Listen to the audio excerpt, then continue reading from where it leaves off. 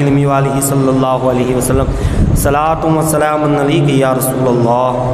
صلی اللہ تعالی علیہ وآلہ وصحابہ وسلم۔ حضرات محترم،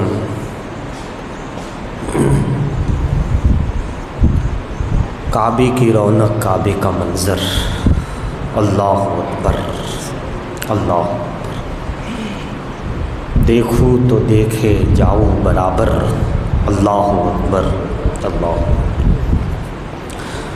حرم کی زنانے ہنسی اللہ اللہ، حرم کی اذانیں ہنسی اللہ اللہ، یہ نغمات وجد آفری اللہ اللہ، یہ نغمات وجد آفری اللہ اللہ، مکہ اللہ اللہ، مکی اللہ اللہ، دیار عرب کی زمین اللہ اللہ، حرم کی اذانیں ہنسی اللہ اللہ، یہ ذرات فرش زمین اللہ اللہ، مقامات روح الامین اللہ اللہ، مقامات روح الامین اللہ اللہ، ہر ایک سجدہ ہے معراج بندگی کی، ہر ایک سجدہ ہے معراج بندگی کی، در سید المرسلین اللہ اللہ، در سید المرسلین اللہ اللہ، میں اور سامنا سرور دو جہاں کا، میں اور شاہدی کے کری اللہ اللہ، یہ نغمات وجد آفری اللہ اللہ، یہ حسن مکمل، یہ روضے کی جالی، یہ حسن مکمل، یہ روضے کی جالی، یہ پردہ نشین اللہ اللہ، یہ پردہ نشین اللہ اللہ، فروغ روح ماں ہے انجم ہے مظہر، فروغ روح ماں ہے انجم ہے مظہر، غبار رہے شاہدی اللہ اللہ، حرم کی اذانیں ہنسی اللہ اللہ، دیار عرب کی زمین اللہ اللہ۔ ایک مرتبہ عبد رسول اللہ علیہ رسول پر ہدیہ صلوات پیش فرمائے، صلی اللہ علیہ نبی المی والہ صلی اللہ علیہ وسلم، صلاۃ و سلام علیک یا رسول اللہ صلی اللہ تعالی علیہ وسلم۔ حضرات محترم،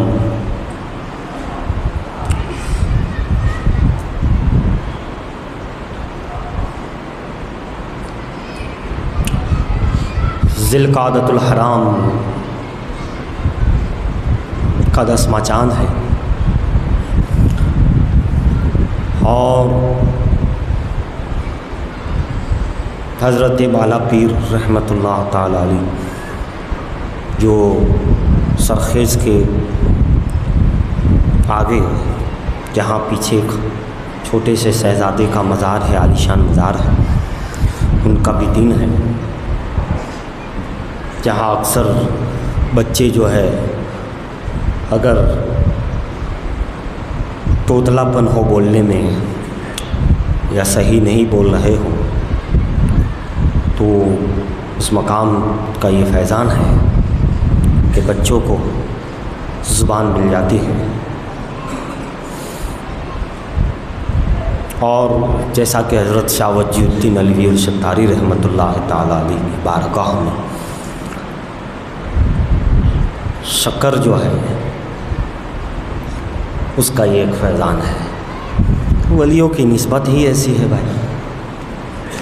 نسبت کے معاملات ہی کچھ ایسے ہیں۔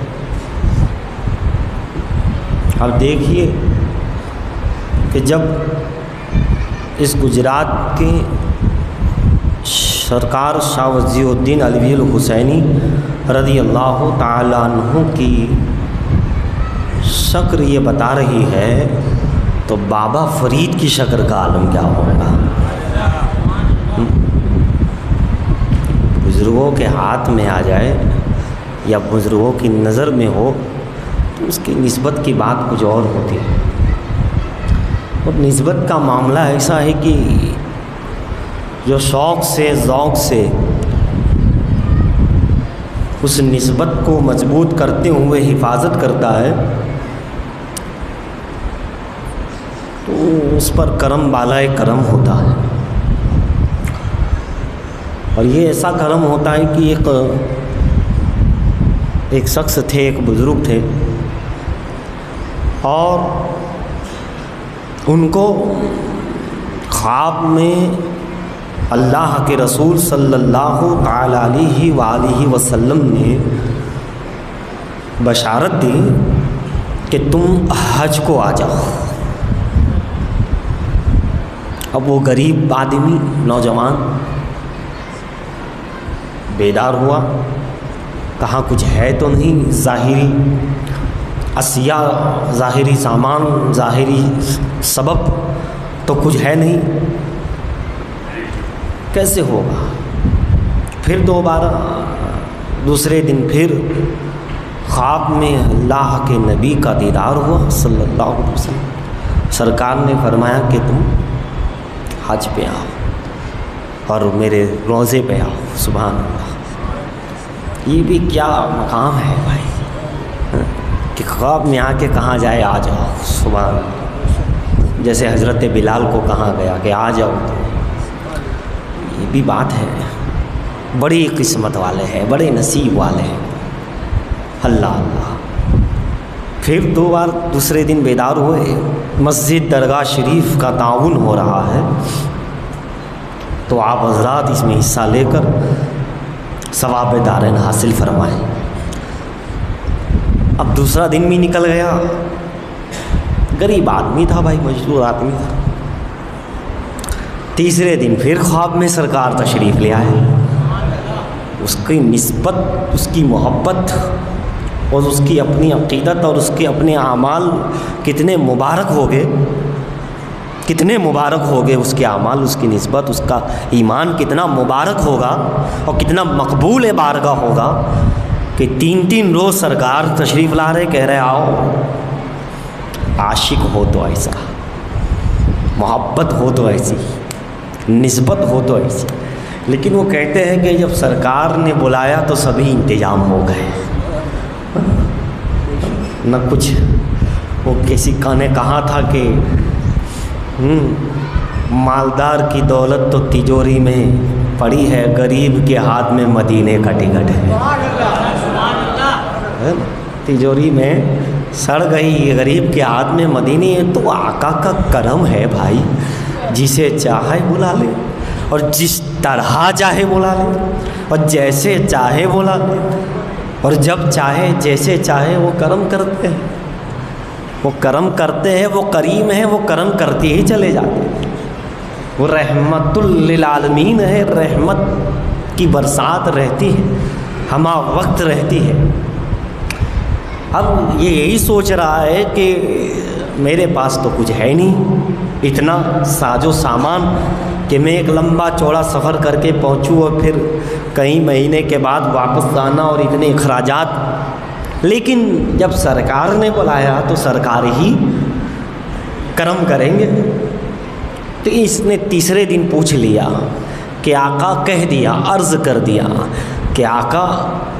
میں آ جاؤں لیکن کچھ ظاہری سبب نہیں ہے،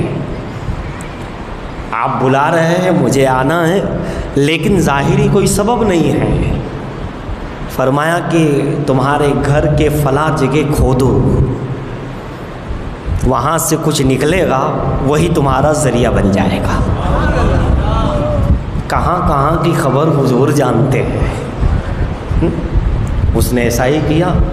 پرانا زمانے کی بات ہے، لہذا ذرہ نکلی، تلوار، ذرہ اور جو ہے وہ سب چیزیں نکلی، لہذا اس نے خوش ہو گیا وہ کہ کسی نے باپ دادا نے رکھی ہوگی، سرکار نے بتایا، نکل گئی، اسی کو بیچا، 400 درہم اس وقت کے آ گئے، اس سے بہترین طریقے سے وہ حج کو چلا گیا۔ حج کے بعد دیار مصطفیٰ میں حاضری تھی اور آنے کے بعد بھی اس میں برکت رہی، برکت ہی برکت ہے، رحمت ہی رحمت ہے۔ تو یہ جو نسبت کے معاملات ہیں اور اس میں پھر سرکار جس کو جس انداز سے چاہے، جہاں سے چاہے، جیسے چاہے، سارے معاملات۔ تو ایک تو یہ کہ سرکار اسے بلا بھی رہے ہیں، بتا بھی رہے ہیں،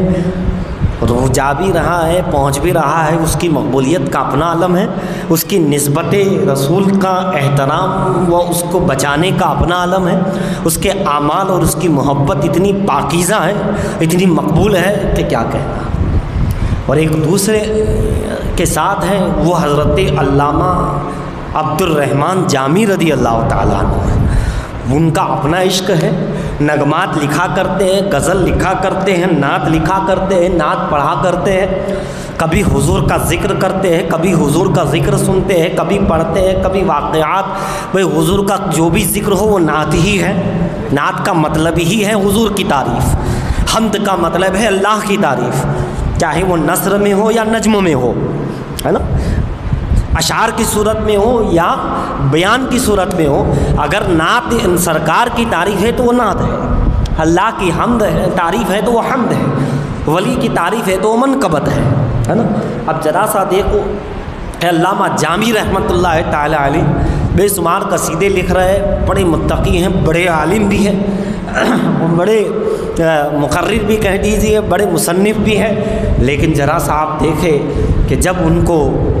فالج کا معاملہ ہوا، ایک عرصہ دراز تک علامہ جامی اس کے اندر اس بیماری میں مبتلا رہے۔ آپ گزشتہ جمعہ سن چکے ہو کہ بیماریوں کے معاملات بھی جب اللہ والوں کو ہوتے ہیں تو کیا کیا ہوتا ہے۔ حضور غوث اعظم کا ذکر آپ نے سنا، محبوب الہی کا ذکر بھی ہے، سرکار شاہ عالم رضی اللہ تعالیٰ عنہ، تو اللہ والے بھی اکثر بیمار ہوتے ہیں اور کبھی کبھی بہت عرصہ دراز تک بیمار رہتے ہیں، اور اس میں بھی کچھ بہت اللہ حضرت حکیم الامت مفتی احمد یار خان نعیمی رحمۃ اللہ تعالیٰ ہے نا، ابھی تفسیر نعیمی کے 3 پارے ہوئے تھے، ایسے بیمار ہوئے کہ 11 سال تک بیمار رہے، چوتھے پارے کی تفسیر 13 سال کے بعد آپ نے واپس قلم اٹھائی ہے نا۔ آپ اندازہ لگاتے چلے جائیں، ایسا بھی ہوتا ہے، تو یہ وہ جانے، اس کا حبیب جانے ہے نا، اس کا حبیب جانے، وہ جانے، کسی کے بارے میں کسی طرح کا توقع کرنا، بدگمانی کرنا، بد خیالی کرنا، بد زبانی کرنا، گالی گلوچ کرنا، لعن طعن کرنا، کسی کو حقیر سمجھنا، کسی کو بے بس سمجھنا، یہ گناہ کبیرہ میں سے ہے۔ مسلمان کے لیے اس طریقے سے خیال کریں، توجہ کریں، یہ بالکل ناقابل ہے۔ ایک مومن ہو کر، مسلمان تو وہ ہے جو اپنے لیے پسند کرے، وہ اپنے بھائی کے لیے پسند کرے، مومن وہ ہے جو اپنے لیے پسند کرے، اس کی زبان اور ہاتھ سے دوسرے مسلمان محفوظ ہو، کرنا ہے تو تعریف کرو،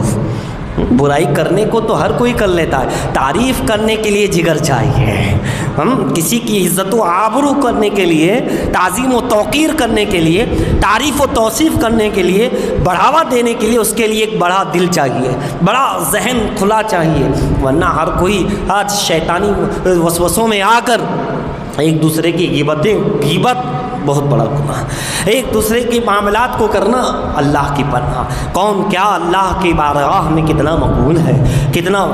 کیا اس کے معاملات ہے، اس کا ایمان پر خاتمہ ہوگا یا میرا ایمان پر خاتمہ ہوگا۔ ابھی تو اس کی بھی جو ہے ایک انسان کو فکر ہونی چاہیے۔ آج کل کے معاشرے میں ہم گناہ عام ہو رہا کرتے تو ہے، لیکن اس پہ پھر گناہ کو گناہ نہیں سمجھتے ہیں، گالی بول دی تو بول دی، دل دکھا دیا تو دکھا دیا، غیبت کر لی تو کر لی، جیسے کوئی گناہ ہی نہیں۔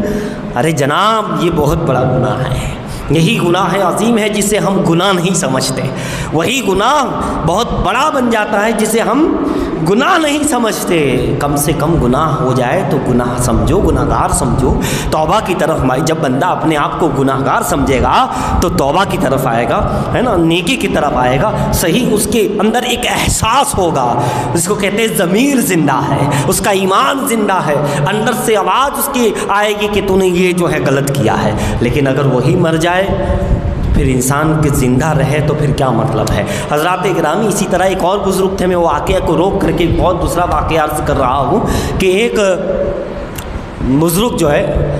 حج کے دوران ہی، طواف کے دوران ایک شخص کو دیکھا، وہ یہی دعا کر رہا ہے ہر جگہ پہ، منی میں بھی یہی دعا، عرفات میں بھی یہی دعا، حج کے ہر ارکان میں یہی دعا، عمرہ کے ہر ارکان میں بھی اس کی یہی دعا، کیا اے اللہ میں محروم ہوں، میں محروم ہوں،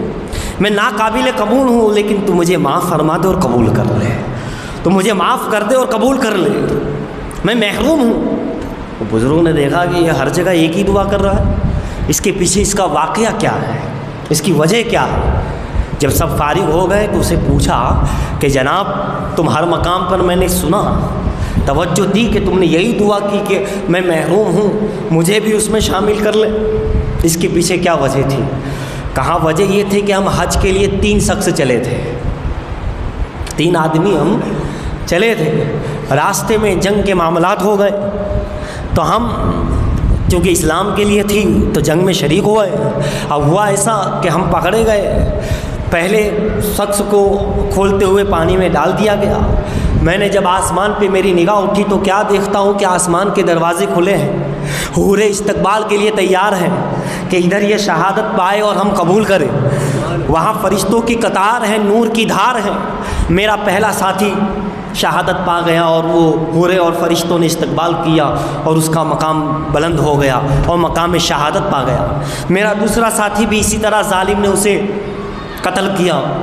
تو میں نے دیکھا کہ آسمان کے دروازے کھلے ہیں، حوریں استقبال کر رہی ہے اور پکار رہی ہے، مرحبا مرحبا کہہ رہی ہے، اس کے لیے بڑا مقام ہے۔ لیکن جب میرا نمبر آیا تو آرڈر آیا، حکم ہوا اسے چھوڑ دیا جائے، اسے چھوڑ دیا جائے۔ تو پھر میں نے سوچا کہ یہ مقام، یہ مرتبہ، اس سے تو میں محروم رہ گیا۔ میرے حال میں جس مقصد کے لیے چلا تھا میں آیا خانہ کعبہ، اور دل میں یہی ہے کہ وہ دونوں تو پا گئے، میں رہ گیا۔ وہ دونوں پا گئے۔ علامہ عبد الرحمن صفوری شافعی رحمۃ اللہ تعالیٰ کیا لکھتے ہیں، غالباً علامہ ابن جوزی، انہوں نے یہ لکھا ہے عیون الحکایات میں، فرمایا کہ وہ سوچ رہا ہے کہ وہ دونوں تو پا گئے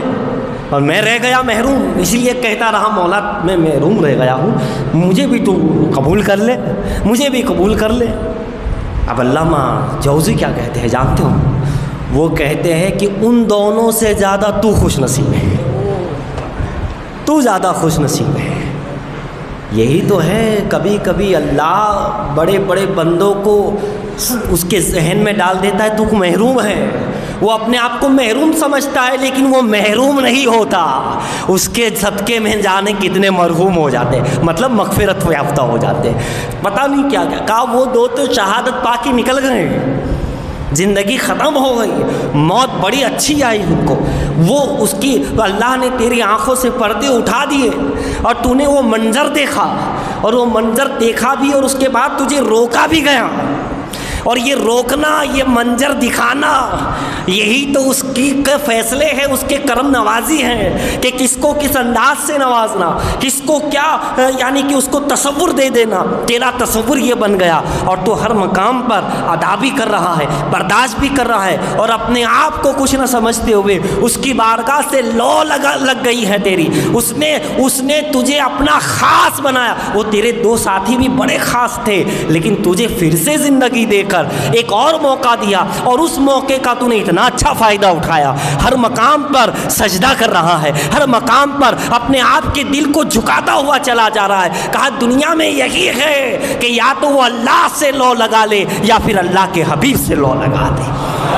وہی کامیاب ہے۔ چاہے وہ اپنے ملک میں ہو، چاہے وہ مکے میں ہو، چاہے کہیں ہو، جہاں اس کا اللہ اور رسول سے دل لگ جائے، اس کو شوق اور ذوق اور نسبت لگ جائے، وہی بندہ کامیاب ہو جاتا ہے، وہی بندہ کامران ہے، وہی بندہ مقبول بارگاہ کہہ سکتے ہیں۔ ذرا سا آپ دیکھتے چلے جائیں، اس طرح کے میں واقعات عرض کر رہا تھا۔ حضرت علامہ جامی رحمۃ اللہ تعالیٰ علیہ، اللہ اکبر کبیرہ، وہ اس عالم میں کئی سال رہے، اور پھر اس کے بعد جب ایک دن وہ قصیدہ لکھا، آپ نے اس کو پیش کیا، اور پیش کیا تو خواب میں اللہ کے رسول صلی اللہ علیہ وسلم کا دیدار ہوا۔ آپ نے فرمایا آپ نے وہ اپنا قصیدہ بردہ شریف کو جو ہے پیش کیا، اور پیش جب کیا، پڑھ رہے ہیں، ایک طویل واقعہ ہے، کہیں حکمتیں ہیں اس میں، کہیں ایک اس میں پوشیدہ باتیں ہیں، لیکن ذرا سا آپ دیکھو، جب سرکار کی بارگاہ ہمیں انہوں نے پیش کیا، اور وہ اشعار پڑھ رہے ہیں، سرکار کی بارگاہ میں پڑھ رہے ہیں، سنا رہے ہیں، اور ہو کیا رہا ہے، سرکار اسے سن بھی رہے ہیں، اس کو اتنا قبول کر رہے ہیں، اس بے بسی کے عالم میں، اس بیماری کے عالم میں اتنی زبردست نعت پیش کی، اپنے آپ کو اتنا پیش کیا اور اتنا مٹا دیا کہ اللہ کے رسول نے انہیں قبول کیا، اور صرف قبول نہ کیا، اس اشعار کو صرف قبول نہ کیا، بلکہ اپنی چادر مبارک بھی انہیں عطا فرما دی۔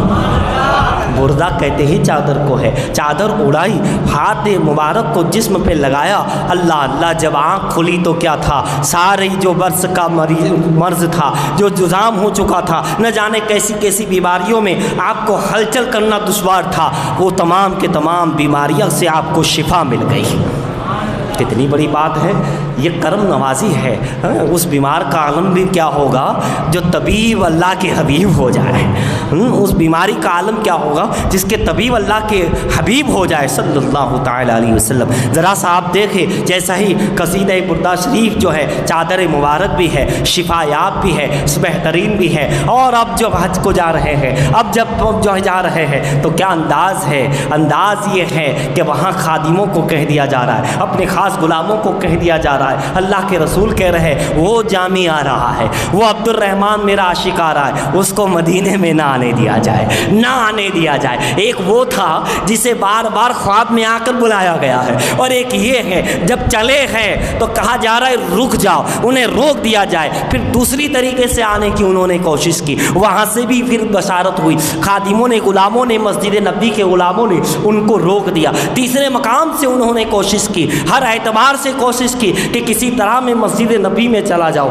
روضہ رسول اللہ کے سامنے جاؤ اور وہی اشعار پڑھ دوں، سلام عرض کروں، لیکن اللہ کے رسول کہہ رہے انہیں آنے نہ دیا جائے۔ تو خادموں نے، غلاموں نے سوچا شاید یہ کوئی بہت بڑا گنہگار ہے، کوئی گستاخ ہے کہ جس کو آنے سے اللہ کے نبی نے منع کر دیا۔ فوراً کہا کہ اے آنے والے شخص، تو ہر بار کوشش کیوں کر رہا ہے کہ اندر جائے، جب بار بار منع کیا جا رہا ہے، بار بار روکا جا رہا ہے، تو کیسا گنہگار ہے، یہاں سے ہٹ جا، یہاں سے نکل جا، اب آئندہ کوشش مت کرنا۔ تو پھر غلاموں کو اللہ کے رسول نے یہ بشارت دی کہ نہیں، وہ کوئی گنہگار نہیں ہے، وہ کوئی اور نہیں ہے، بلکہ وہ اتنا عاشق ہے، وہ اتنا اپنے آپ کو پیش کر چکا ہے کہ اگر وہ میرے روضہ پاک پر آئے اور وہی نعت پاک سنائے، وہی اشعار سنائے، وہی اپنی درد بھری عرض پیش کرے، تو کہیں ایسا ہو سکتا ہے کہ میں اپنے مزار سے باہر آ جاؤں۔ اس کی محبت کا یہ عالم ہے کہ میں وہ آ جائے اور سلام کر لے تو اس کو جواب دینے کے لیے مجھے حاضر و ناظر ہونا پڑے گا،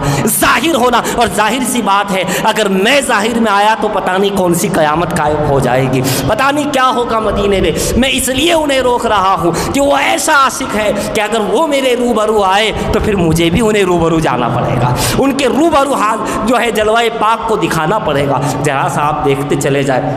یہ بھی ایک انداز ہے، یہ بھی ایک کرم نوازی کا اپنا انداز ہے. ذرا سا آپ دیکھیں اور سوچیں اور غور کریں کہ ان کی کرم کے کہیں ایک راستے ہے، کہیں ایک طریقے ہے، کہیں ایک اللہ تعالیٰ کا نظام ہی کچھ ایسا ہے جس بندے کو جس طرح چاہے، جہاں چاہے، جس حالت میں چاہے اسے نواز دیتے ہیں، اسے کرم کرتے ہیں. بس بات وہی ہے کہ بندے میں تکبری نہ آئے، بندے میں حسد نہ ہو، بندے میں جلن نہ ہو، بندے میں کوئی جو ہے آپس میں نفرت و عداوت دل و دماغ میں نہ ہو، بدزمانی، بدخیالی اور بدگمانی نہ ہو. بندے کا جب دل و دماغ پاک و صاف ہوتا ہے اور اس کے اندر جب اللہ و رسول کی نعت و حمد سما جاتی ہے اور وہ شوق اور وہ نسبت میں اپنے کامل ہوتا جاتا ہے تو پھر اس طرح کی نوازشات ہوتی ہے، پھر اس طرح کی کرم نوازیاں ہوتی ہے. اور اس طریقے سے اس بندے کو صرف بندہ نہیں، بندگی کی معراج عطا کی جاتی ہے، بندگی کی معراج عطا کی جاتی ہے. کہتے ہیں کہ وہ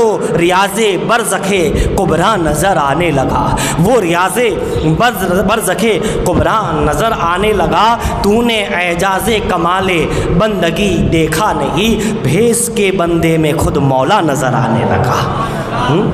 خود بندہ نظر بھیس کے بندے میں مولا کا جلوہ نظر آنے لگا. تو حضرات گرامی آپ دیکھیں کہ یہ جو ہے نیاز بندگی، جب ہم اپنی نیاز بندگی جھکاتے ہیں، نیاز بندگی کا ایک تقاضا ادا کرتے ہیں، امتی ہونے کا ایک تقاضا ادا کرتے ہیں، تو اس تقاضے کو نبھانے کی صورت میں اس کرم بالائے کرم ہوتا ہے، کرم بالائے کرم ہوتا ہے. بہرحال اللہ تعالی ہم تمام مسلمانوں کی حفاظت فرمائے. اللہ تبارک و تعالی اپنے حبیب کی سچی محبت عطا فرمائے. رب کریم